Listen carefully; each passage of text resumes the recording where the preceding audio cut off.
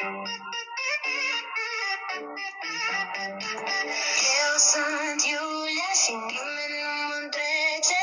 Chiar dacă sunt mică, nimeni nu mă rage. Chiar dacă mă rage, adică mă strigă tare. Nici eu nu pot să trăiesc așa cu tine.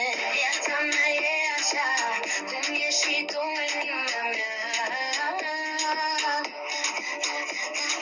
Chiar dacă și tu ești la fel ca mine, o să fim împreună până la sfârșitul vieții mele.